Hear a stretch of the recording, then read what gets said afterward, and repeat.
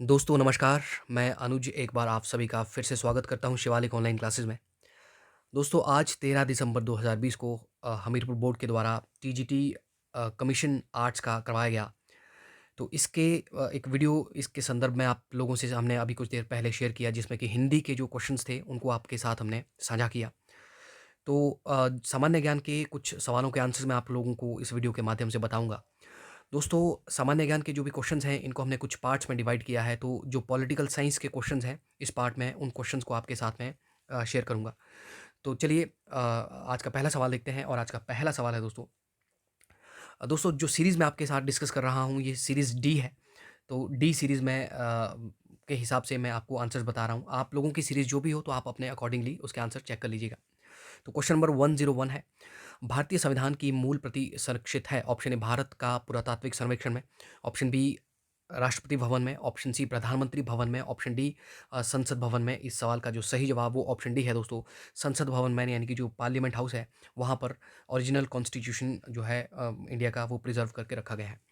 Question number 102 है दोस्तों, भारतीय संविधान की प्रस्तावना में समाजवादी और धर्मनिरपेक्ष शब्दों को किस संशोधन द्वारा जोड़ा गया था। ऑप्शन ए पहला संशोधन, ऑप्शन बी सातवां, ऑप्शन सी 42वां, ऑप्शन डी 44वां, 44th यानी कि। और इस सवाल का जो सही जवाब वो ऑप्शन सी है दोस्तों, 42वां संशोधन जो है ये 1976 में जोड़ा गया, 1976 में। जिसको कि हम 42वें संशोधन को हम दोस्तों लघु संविधान भी कहते हैं। लघु संविधान यानी कि मिनी कॉन्स्टिट्यूशन, क्योंकि इसमें बहुत सारे अमेंडमेंट्स किए गए थे जिसके कारण से हम लघु संविधान कहते हैं। इसके तहत इसमें समाजवादी, धर्मनिरपेक्ष और अखंडता जो है ये शब्द जो है भारत के संविधान की प्रस्तावना में जोड़े गए। क्वेश्चन नंबर 103 है दोस्तों कि कोई व्यक्ति भारत का नागरिक नहीं होगा यदि वह, ऑप्शन ए स्वेच्छा से अन्य देश की नागरिकता अर्जित करता है, ऑप्शन बी अन्य देश में रोजगार स्वीकार करता है, ऑप्शन सी किसी विदेशी न्यायालय द्वारा अभियोगित किया जाता है, ऑप्शन डी 5 वर्षों से अधिक के लिए विदेश में रह रहा हो। और इस सवाल का जो सही जवाब वो ऑप्शन ए है दोस्तों, स्वेच्छा से यदि कोई व्यक्ति किसी दूसरे देश की नागरिकता अर्जित करता है तो भारत की नागरिकता स्वतः यानी कि अपने आप ही समाप्त हो जाती है। हालाँकि दोस्तों 7 वर्षों से ज़्यादा, 7 वर्षों तक के समय के लिए यदि हम विदेश में रह रहे हैं तभी भी भारत की नागरिकता समाप्त हो सकती है। लेकिन इसमें 5 वर्ष पूछा गया है।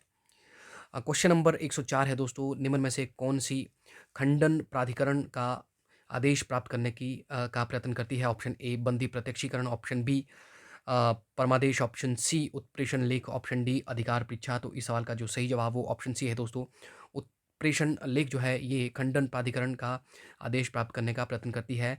5 तरह की जो रिटें जारी की जाती है तो उसमें से ये सवाल पूछा गया है। आर्टिकल 32 में होगा ये दोस्तों। नेक्स्ट क्वेश्चन है कि क्वेश्चन नंबर 105 है दोस्तों, भारतीय संविधान का कौन सा अनुच्छेद सुनिश्चित करता है कि राज्य के नीति निर्देशक तत्वों को या सिद्धांतों को किसी न्यायालय द्वारा लागू नहीं किया जा सकता? ऑप्शन ए अनुच्छेद 33, ऑप्शन बी अनुच्छेद 37, ऑप्शन सी अनुच्छेद 41, ऑप्शन डी अनुच्छेद 51A।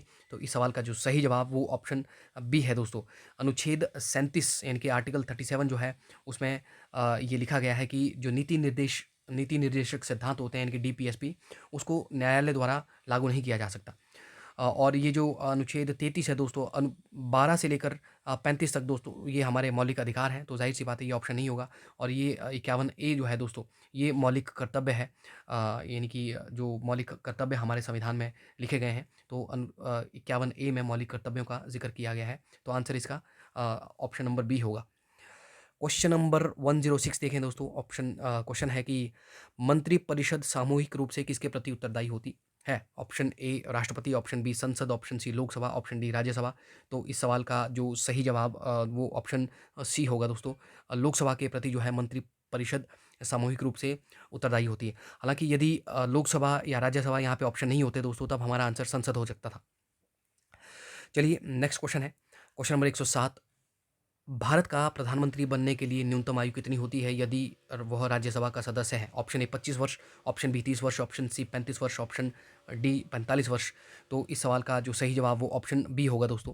हालांकि माफ़ कीजिए, प्रधानमंत्री बनने के लिए जो न्यूनतम आयु जो है वो 25 वर्ष हो सकती है, क्योंकि प्रधानमंत्री लोकसभा, राज्यसभा या फिर विधानसभा से हो सकता है। लेकिन विधानसभा से यदि प्रधानमंत्री किसी को बनाया जाता है तो उसे लोकसभा या राज्यसभा का सदस्य बनना होता है। तो जब यहाँ पे पूछा कि ये वो राज्यसभा का सदस्य है तो राज्यसभा का सदस्य बनने के लिए न्यूनतम आयु होती है 30 वर्ष, तो हमारा जो जवाब होगा वो 30 वर्ष होगा। नेक्स्ट क्वेश्चन है दोस्तों, राज्य विधान परिषद के कितने सदस्य विधानसभा द्वारा चुने जाते हैं? ऑप्शन ए सदस्यों का 1/2, ऑप्शन बी सदस्यों का 1/3, ऑप्शन सी सदस्यों का 1/4, ऑप्शन डी सदस्यों का 1/12। तो इस सवाल का जो सही जवाब होगा वो ऑप्शन बी होगा। सदस्यों का 1/3 जो है ये विधानसभा द्वारा चुने जाते हैं। नेक्स्ट क्वेश्चन है दोस्तों, क्वेश्चन नंबर 109। और क्वेश्चन नंबर 109 है कि सर्वोच्च न्यायालय राष्ट्रपति और उपराष्ट्रपति के चुनाव विवादों को निपटाने में सशक्त है। मद है उसका ऑप्शन ए विविध अधिकार, यानी कि मिसलेनियस ज्यूरिडिक्शन। ऑप्शन बी है दोस्तों मूल अधिकार, माफ़ कीजिए, ऑप्शन बी है सलाहकारी क्षेत्राधिकार। ऑप्शन सी है अपीलीय क्षेत्राधिकार। ऑप्शन डी है मूल अधिकार। दोस्तों इस सवाल का जो सही जवाब वो ऑप्शन ए होना चाहिए। ऑप्शन ए यानी कि जो विविध क्षेत्राधिकारी, जो मिसलेनियस ज्यूरिडिक्शन है, अन्य शक्तियाँ जो होती हैं उसमें जो है अ, सर्वोच्च न्यायालय राष्ट्रपति और उपराष्ट्रपति के चुनाव विवादों को निपटाने में सशक्त है। नेक्स्ट क्वेश्चन है क्वेश्चन नंबर 110 दोस्तों। निम्न में से कौन सा या से ग्राम पंचायत के प्रशासनिक कार्य हैं? ऑप्शन ए सड़कों का रखरखाव, ऑप्शन बी स्वच्छता और जल निकास प्रदान करना, ऑप्शन सी कब्रगाह और शमशान भूमि प्रदान करना, ऑप्शन डी ये सभी। तो इस सवाल का जो सही जवाब वो ऑप्शन डी होगा दोस्तों। ये सभी जो है पंचायत के, ग्राम पंचायत के प्रशासनिक कार्य है। क्वेश्चन नंबर 111 देखें दोस्तों। क्वेश्चन नंबर 111 है कि आपातकाल के दौरान निम्न में से सभी मूल अधिकार निलंबित हो जाते हैं सिवाय ऑप्शन ए शस्त्रों के बिना सभा करने की स्वतंत्रता, ऑप्शन बी वाक और अभिव्यक्ति की स्वतंत्रता, ऑप्शन सी साहचर्य की स्वतंत्रता यानी कि freedom of association, option D है व्यक्तिक स्वतंत्रता यानी कि पर्सनल लिबर्टी। और इस सवाल का जो सही जवाब वो ऑप्शन डी है दोस्तों।